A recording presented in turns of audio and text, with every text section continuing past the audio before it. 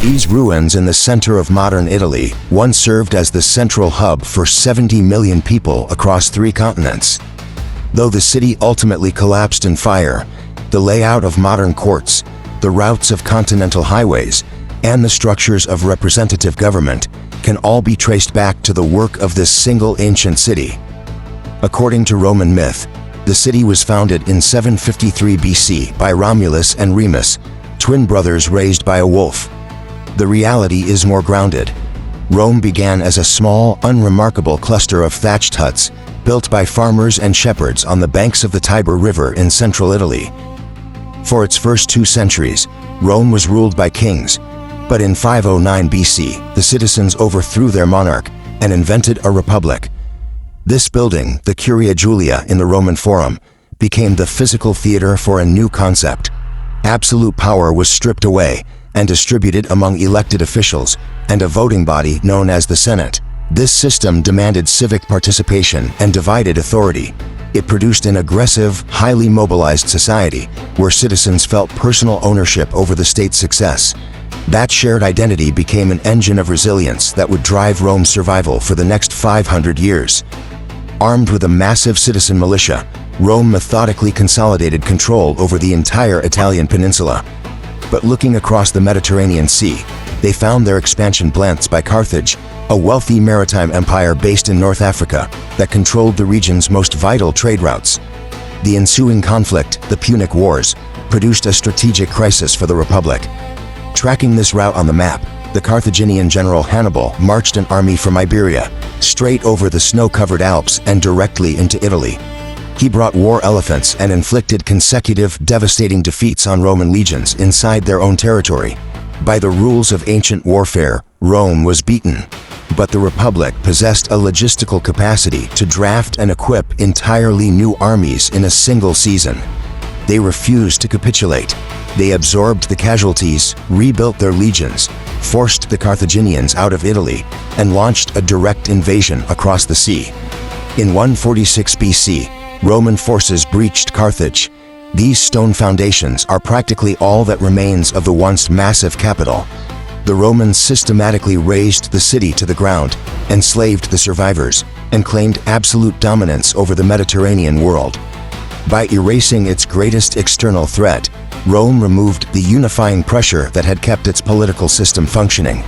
The vast influx of wealth and territory created a vacuum for unchecked ambition, turning the Republic's aggressive energy inward. Rapid conquest flooded Italy with millions of enslaved people and endless tracts of stolen land.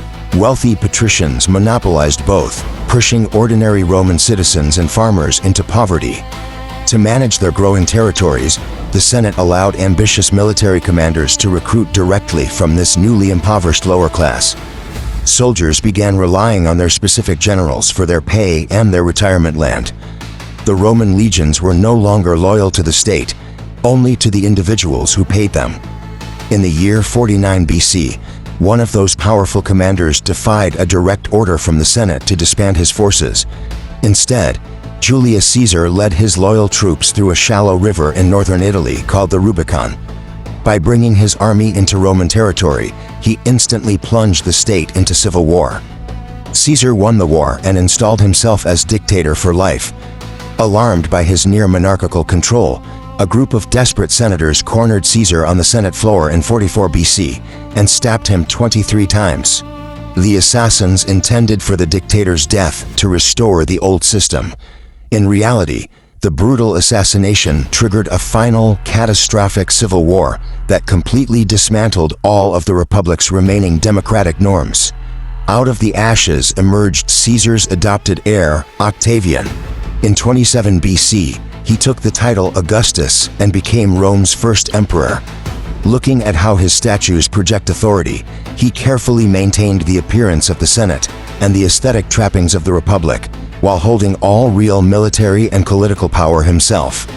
His reign launched a 2-century era of relative internal stability, known as the Pax Romana. Trade routes flourished, and Roman engineering modified the landscape on a scale never before seen. Structures like this 3-tiered aqueduct in southern France carried fresh water for miles, allowing ancient cities to reach modern population densities. But the massive empire was stretched thin. Paved roads connected Britain to the Middle East, requiring immense permanent border fortifications. This stone barrier, Hadrian's Wall, cut entirely across northern Britain, marking the physical limit of how far the legions could sustainably project power. Over these 2 centuries, executive leadership fluctuated. The throne passed from cruel, unstable tyrants like Nero to highly effective philosopher kings like Marcus Aurelius. Yet, despite assassinations and palace intrigue, the daily administration of the provinces held firm. By its apex, Rome had integrated dozens of distinct cultures into a single, standardized system of taxation, commerce, and law that functioned across 3 continents. By the 3rd century AD, Rome's sheer size became a lethal liability. Defending thousands of miles of frontier borders from constant incursions required a massive standing army, creating logistical costs the state could no longer afford. To pay the soldiers and prevent mutinies, desperate emperors began stripping the precious metals out of the currency. As you can see in these heavily debased coins, reducing the silver content triggered runaway inflation that crippled the domestic economy. In 285 AD, Emperor Diocletian implemented a radical triage strategy. He accepted that the empire was simply too large for one man to govern and permanently split the administration into an Eastern and Western empire. That split proved fatal for the West. Through the 4th and 5th centuries, migrating groups like the Huns and Visigoths fled chaos in Eurasia, pressing against Roman borders in search of land.